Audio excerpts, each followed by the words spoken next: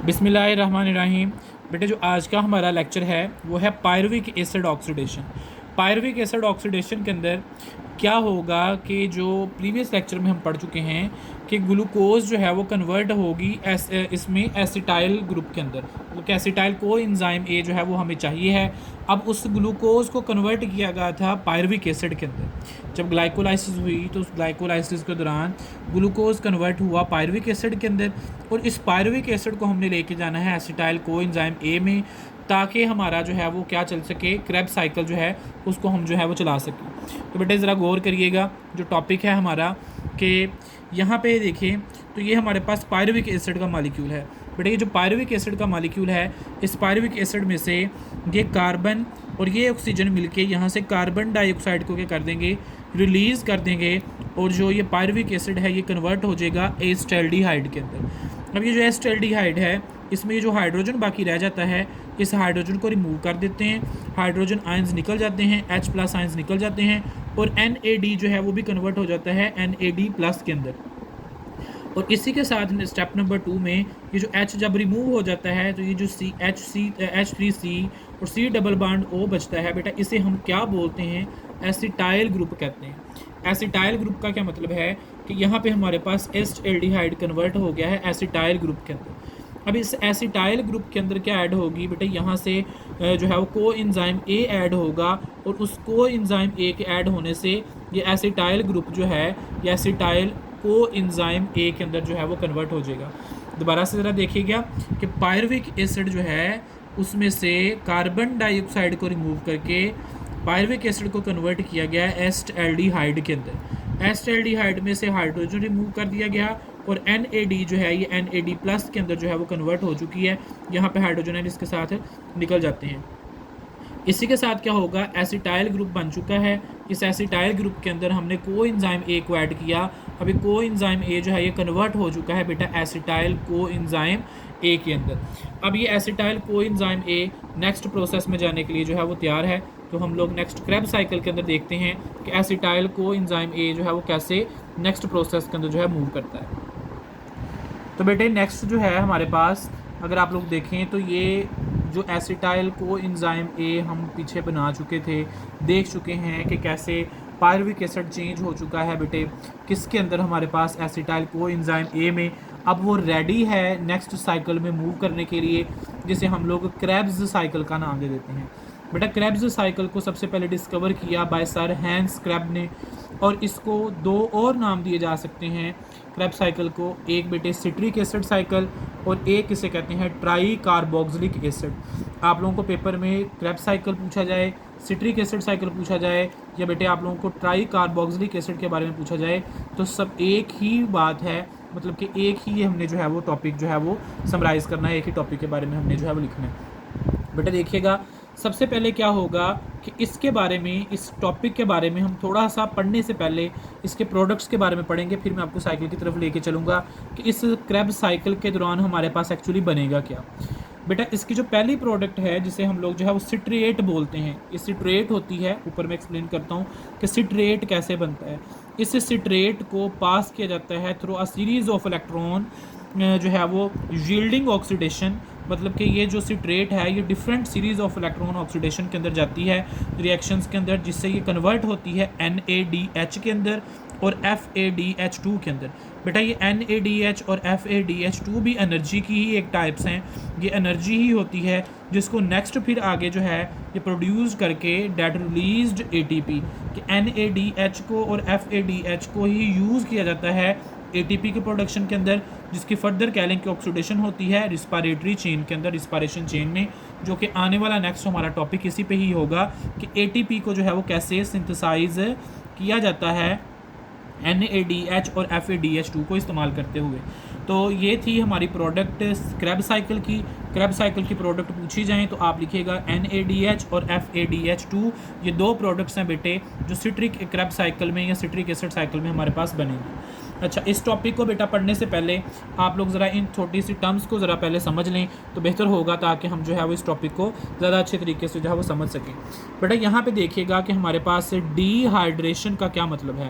बेटा डिहाइड्रेशन का मतलब है रिमूवल ऑफ वाटर, मतलब कि वाटर का रिमूव हो जाना। हाइड्रेशन का मतलब है एडिशन ऑफ वाटर, तो वाटर को ऐड कर देना। डी कार्बोक्सिलेशन का मतलब है removal of carbon dioxide. D hydrogenation का मतलब है रिमूवल ऑफ वाटर, डी मतलब निकालना, हाइड्रोजिनेशन मतलब हाइड्रोजन को। इसी तरीके से ऑक्सीडेशन, जैसे कि आपको पता है कि रिमूवल ऑफ हाइड्रोजन, बेटा डी हाइड्रोजिनेशन और ऑक्सीडेशन एक ही पॉइंट हैं, दोनों का मतलब एक ही है, इसको भी आप ऑक्सीडेशन कह सकते हो डी हाइड्रोजिनेशन को। तो आइए इन टर्म्स को इस्तेमाल करेंगे क्योंकि साइकिल में, इसलिए मैंने आपको पहले ये एक्सप्लेन कर दी है कि ये टर्म्स क्या होंगी। तो बेटे ज़रा यहाँ पे देखिएगा कि सबसे पहले जो हमारे पास एसिटाइल को एंजाइम ए बन चुका था, इस एसिटाइल को एंजाइम ए को हम लोग इस साइकिल के अंदर लेके आएंगे और ये एसिटाइल को एंजाइम ए बेटे क्या करेगा, सबसे पहले यहाँ पे मौजूद होगा हमारे पास ऑक्सैलो एस्टिक एसिड। बेटे ये जो ऑक्सैलो एस्टिक एसिड है ये कन्वर्ट होगा oxalo acetic acid citric acid के अंदर। एसिटाइल को एंजाइम जो है ये ऑक्सैलो एसीटेट के साथ मिलके सिट्रिक एसिड के अंदर कन्वर्ट होगा। अब सिट्रिक एसिड जो है यहाँ पे क्या करेगा, तो बेटा जैसे ही एसिटाइल को एंजाइम में ऑक्सैलो एसीटेट के साथ ऐड होके सिट्रिक एसिड बनाएगा, तो इसके साथ ही यहाँ पे रिमूव कर देगा को एंजाइम ए को, तो सिर्फ बच क्या गया हमारे पास एसिटाइल। को एंजाइम ए यहाँ से रिलीज़ हो जाता है, जो कि दोनों मिलके एसिटाइल और oxalo acetic acid citric acid में कन्वर्ट हो जाते हैं। बट ये पहली प्रोडक्ट होती है जो क्रेब्स साइकिल के दौरान हमारे पास बनती है, जिसे सिट्रिक एसिड जो है वो कहा जाता है। इसी के साथ ही यहाँ पे क्या होगा कि कार्बन डाइऑक्साइड जो है वो रिमूव होगी। बेटा कार्बन डाइऑक्साइड रिमूव होगी तो मतलब कि यहाँ पे रिमूवल हो रहा है कार्बन डाइऑक्साइड का, जिसे हम लोग कहते हैं डी कार्बोक्सिलेशन यहाँ पे हो रही है। अब यहाँ पे देखिएगा क्योंकि हमारी यहाँ पे प्रोडक्ट जो है वो NAD+ है और FADH2 है, तो यहाँ पे NAD+ कन्वर्ट होगा बेटा NAD+, और यहाँ पे जो है वो हाइड्रोजन आयंस जो है वो रिमूव कर जाएंगे और इसे NAD+ के अंदर कन्वर्ट कर देंगे। और सिट्रिक एसिड जो है उसकी यहाँ पे क्या होगी बेटा, यहाँ पे उसकी डी कार्बोक्सिलेशन होगी, कार्बन डाइऑक्साइड रिमूव होगी और ये चेंज हो जाएगा बेटा अल्फ़ा कीटो ग्लूटैरिक एसिड के अंदर, जिसे हम लोग अल्फ़ा कीटो ग्लूटैरिक एसिड कहते हैं।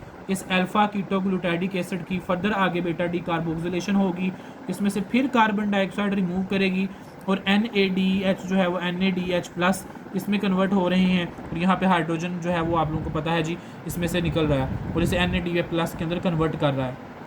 इसी के साथ ही बेटा जो हमने ऊपर देखा था कि हमारे पास ये जो को एंजाइम ए था, क्योंकि ये साइकिल में से यहाँ पे रिमूव कर चुका था, यही को एंजाइम ए बेटा यहाँ पे क्या करेगा, फिर से इस साइकिल के अंदर ऐड हो जाएगा।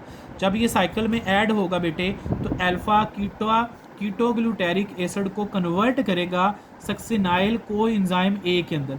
अब देखें ना को एंजाइम ए आया कहाँ से, वो मैंने आपको बताया जी ऊपर से जो रिमूव हो गया था वही को एंजाइम ए यहाँ पे फिर से ऐड हो गया है, जिसने कन्वर्ट कर दिया है अल्फ़ा कीटो ग्लूटैरिक एसिड को सक्सिनाइल को एंजाइम ए के अंदर। बेटा यहाँ पे क्या चल रहा होता है, क्योंकि जब ये यहाँ पे को एंजाइम ए ऐड होता है तो ये एनर्जी रिलीज़ करता है। कैसे एनर्जी रिलीज़ करेगा, ये सक्सिनाइल जो को एंजाइम ए है इसमें से फिर से को एंजाइम ए रिलीज़ होगा और इससे एनर्जी खारिज होगी।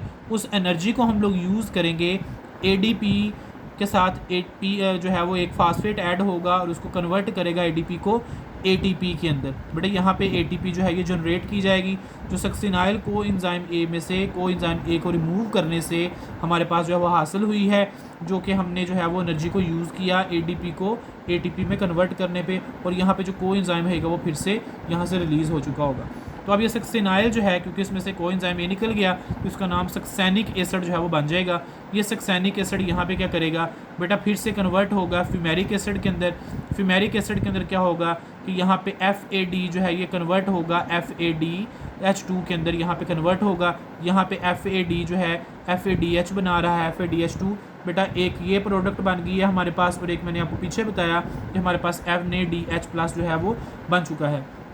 इसी तरीके से बेटा ये जो सक्सेनिक एसिड है ये कन्वर्ट होगा फ्यूमेरिक एसिड के अंदर, और यहाँ पे फ्यूमेरिक एसिड में जैसे ही ऐड होगा तो यहाँ पे वाटर का मॉलिक्यूल जो है वो इसके अंदर ऐड होगा। जैसे ही वाटर का मॉलिक्यूल बेटा इसमें ऐड होगा तो ये कन्वर्ट कर देगा इसको फ्यूमेरिक एसिड को मैलिक एसिड के अंदर। अब इसका मतलब है कि यहाँ पे वाटर ऐड हो रहा है, वाटर की एडिशन हो रही है, तो यहाँ पे फ्यूमेरिक एसिड की बेटे क्या हो रही है, हाइड्रेशन हो रही है, हाइड्रेशन मीन कि यहाँ पे वाटर का मालिक्यूल जो है वो ऐड हो रहा है, तो इसको कन्वर्ट कर रहा है मैलिक एसिड के अंदर। इसी के साथ यहाँ पे जैसे हमने फिर पहले देखा था कि NAD प्लस कन्वर्ट हो रहा है NADH प्लस NADH के अंदर, और यहाँ पे हाइड्रोजन आयन जो है वो मूव कर जाएंगे, निकल जाएंगे, और इस मैलिक एसिड को फिर से कन्वर्ट कर देंगे बेटे ऑक्सैलो एसिटिक एसिड के अंदर। ये ऑक्सैलो एसिटिक एसिड अब दोबारा से साइकिल को रन करने के लिए जो है वो तैयार है। इस ऑक्सैलो एसिटिक एसिड के साथ फिर एसिटाइल कोएंजाइम ऐड होगा और ये साइकिल फिर से रिपीट किया जाएगा।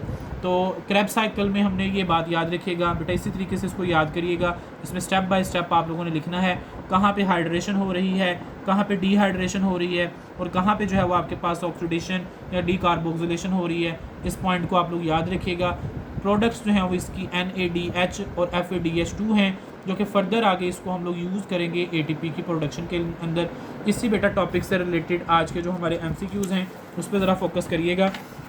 ये आपके पास 11 से लेके बेटा ये यहाँ पे देखें कि ये 11 से स्टार्ट करके 15 तक 11, 12, 13, 14 और 15 बेटा ये आपके पास जो हैं ये वाले MCQs हैं। इन MCQs को ज़रा गौर से समझें, देखें ये वाले MCQs आपने सॉल्व करने हैं इस टॉपिक से रिलेटेड, तो ये आपके असाइनमेंट का हिस्सा होंगे 11, 12, 13, 14 और 15। बेटे मिलते हैं नेक्स्ट लेक्चर के अंदर, जिसमें हमारे पास NADH और FADH2 जो है वो कन्वर्ट होगा आगे ATP की सिंथेसिस के अंदर। अल्लाह हाफिज़।